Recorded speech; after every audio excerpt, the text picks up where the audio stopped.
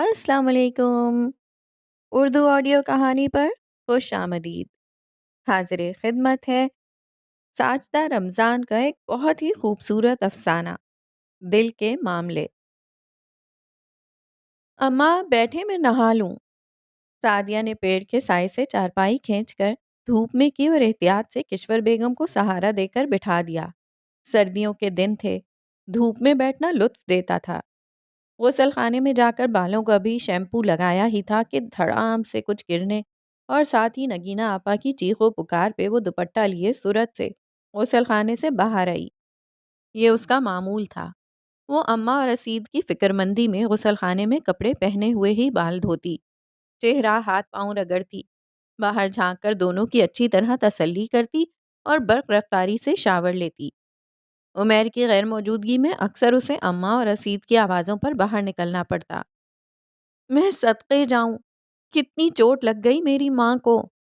نگینہ آپا جو ابھی ابھی آئی تھیں، اماں کے ساتھ چارپائی پہ اماں کا ہاتھ تھامے رو رہی تھیں۔ بھاری بھرکم اماں نیم دراز تھیں، چہرے پر تکلیف کے آثار اور شدت ضبط سے آنکھوں سے پانی بہہ رہا تھا۔ کیا ہوا ہے اماں کو؟ وہ تڑپ کر آگے آئی، شیمپو آنکھوں میں گھسا ہوا تھا۔ پرے ہٹو بی بی، خود فیشن پہ لگی ہو اور میری بوڑھی بیمار ماں کو ہانڈی چولہے پہ لگا دیا۔ بولتے ساتھ انہوں نے اس کا ہاتھ بری طرح جھٹکا جو اماں کی سمت بڑھ رہا تھا۔ اس نے پریشان ہو کر دوسری چارپائی پہ رکھی سبزی کی ٹوکری کو دیکھا جو الٹ گئی تھی۔ کٹی ہوئی بھنڈی کے ٹکڑے چارپائی کے باندھ سے نکل کر فرش پر بکھر گئے تھے۔ میں شفیق باجی کو فون کرتی ہوں، ان کا بھی فرض ہے کہ نہیں؟ لاوارسوں کی طرح ماں کو چھوڑ رکھا ہے۔ انہوں نے ہاتھ میں پکڑے بٹوے سے اپنا سیل فون نکالا۔ نگہت اور اس کے میاں کو بھی بلا لو، سردار سے بھی کہہ دو ادھر آ جائے، میں روز روز برداشت نہیں کر سکتی۔ اماں نے ٹھہرے ہوئے انداز میں کہا تو نگینہ آپا ہائے اماں کہہ کر ان سے لپٹ سی گئیں۔ وہ دکھ سے نڈھال ہوتی بال دھونے چلی گئی۔ اماں جوڑوں کے درد کی مریض تھیں، کبھی دوا چھوٹ جاتی تو جوڑ اکڑ جاتے، رگیں نیلی پڑ جاتی، واش روم تک جانے سے قاصر ہو جاتی۔ وہ سہارا دے کر انہیں واش روم لے جاتی۔ واکر استعمال کرانا چاہا تھا، مگر وہ اپنا وزن نہ سنبھال سکنے کے باعث الٹ کر گر پڑی تھیں تو اس نے ترک کر دیا۔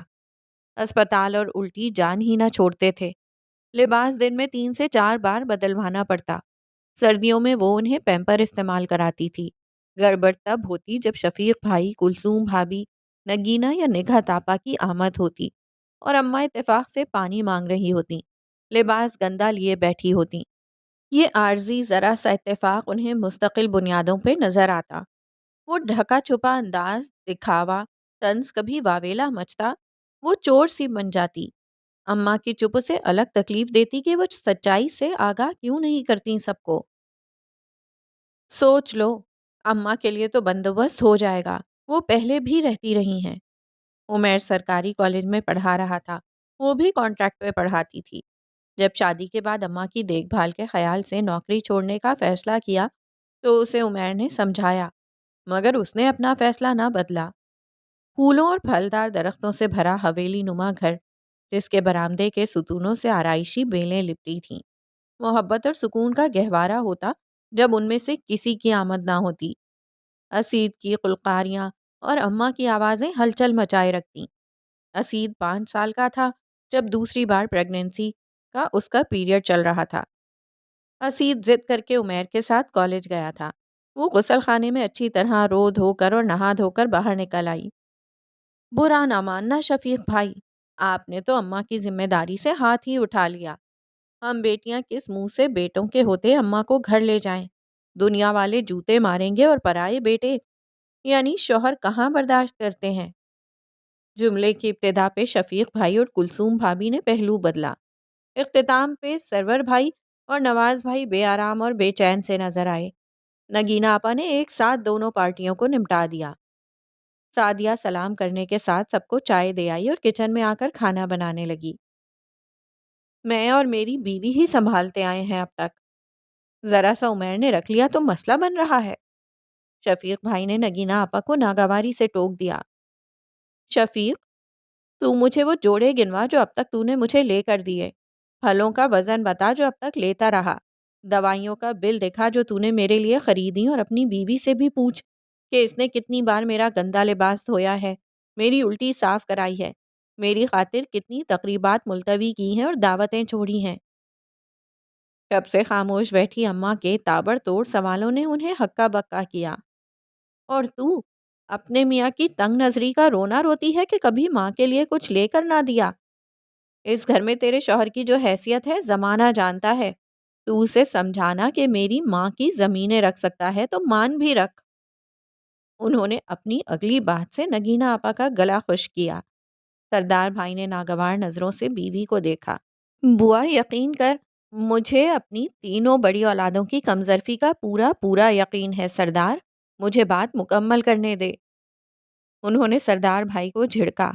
کھاتا کھل ہی گیا تھا تو حساب برابر کرنا ضروری تھا۔ تم دونوں، سردار اور نواز، میری زمینیں واپس کرو یا سالانہ منافع دینا شروع کرو۔ شفیق، تو نے اس بار میرے والی زمین نہیں بونی، عمیر گندم بوئے گا۔ تم تینوں اپنے باپ کا ترکہ سنبھالو، مجھ پہ اور میری زمینوں پہ صرف عمیر اور سعدیہ کا حق ہے۔ اس بات پہ یوں خاموشی چھائی جیسے سانپ سونگ گیا ہو۔ کچن تک آوازیں صاف سنی جا رہی تھیں۔ آخری بات، میری بات کو اپنی ماں کی دھونس نہیں، زمیندارنی کا فیصلہ سمجھنا۔ ان کا باروب انداز اسے بھیگے چہرے کے ساتھ مسکرانے پر مجبور کر گیا۔ ادھر آ جھلی۔ وہ اٹھ کر کچن میں جانے لگی تو اماں نے اسے پکار کر ساتھ بٹھا لیا۔ یہ چپ تھی تو میں نے بھی بھرم رکھ لیا، مگر تم لوگ تو جان کو آ گئے۔ میں شفیق کے گھر جانے پہ راضی نہیں تو کیا ہوا؟ ہفتے 10 دن میں میرے کپڑے ادھر سے دھل جائیں یا کلثوم ادھر آ کے دھو دے، کہ ساتھ ہی تو گھر ہے، کبھی نہلا دے، مالش کر دے، 2 گھڑی ساتھ بیٹھ جائے۔ کھانوں پھلوں اور سوغاتوں میں سے کبھی دل رکھنے کی خاطر میرا حصہ نہ نکال کر بھی میرے حصے دار بنتے ہو۔ بیٹیاں پرائے گھر سے کچھ مت لائیں، بیماری میں 2-4 دن رک کر تیمارداری تو کر سکتی ہیں۔ بچے بڑے ہیں، گھر سنبھالنے والے، شوہر ڈانٹتے ہیں تو ہمیں بتاؤ، ہم علاج کریں ان منحوسوں کا۔ ساس تمہاری سسک سسک کے مر گئی۔ کلثوم کی بھابھیوں نے اس کی ماں کو جس حال میں رکھا ہے میں جانتی ہوں۔ اپنی کم ظرفی اور چھوٹا پن چھپانے کے لیے میرا اور میری بہو کا تماشا بنا دیتے ہو، واویلا کر کے جیسے مجھ پہ بہت ظلم ہو رہا ہے۔ سب خاموشی سے سن رہے تھے۔ چہرے کے تاثرات گرچہ خوشگوار نہ تھے۔ میں اس کملی کی محبت کو سمجھتی ہوں، اور تم لوگوں کی پیڑ کو بھی۔ انہوں نے جیسے آئینہ دکھایا۔ کھانا ادھر کھانا ہے، جاؤ نگہت، آٹا گوندھ کر روٹیاں بنا لو۔ انہوں نے ایک دم سوال کر کے نگہت آپا کو حکم دیا تو وہ ہڑبڑا کر رہ گئیں۔ نہیں بوا، ہم بس گھر جائیں گے، بچے اسکول سے آ چکے ہوں گے۔ سردار بھائی اٹھ کھڑے ہوئے تو ان کی تقلید میں باقیوں نے بھی نشست چھوڑ دی۔ چہروں پر سوچ کی پرچھائیاں لیے سب رخصت ہو گئے۔ جو تیرے گھر آ کر تیرا ہاتھ جھٹکے، اسے اگلی بار اپنی دہلیز نہ پار کرنے دے۔ جو تجھ سے میرے متعلق سوال کرے اسے ڈٹ کر جواب دے۔ لڑنا سیکھ، شہری کڑیوں والی نزاکت چھوڑ کے زمیندارنی بن۔ میرا عمیر تیری میری والا نہیں ہے، بہن بھائیوں کی سیاستیں نہیں سمجھتا، ان سے شدید محبت کرتا ہے۔ وہ آہستہ آہستہ بول رہی تھیں، جیسے رازدارانہ کہہ رہی ہوں۔ آپ مجھے اپنی ہی اولاد کے خلاف بھڑکا رہی ہیں۔ اس نے لبوں پہ شرارتی مسکراہٹ لیے انہیں خبردار کیا۔ چل ہٹ، ڈرامے باز، عمیر کو فون کر بھنڈی لیتا ہے، 1200 کا نقصان کر گیا منحوس کوا۔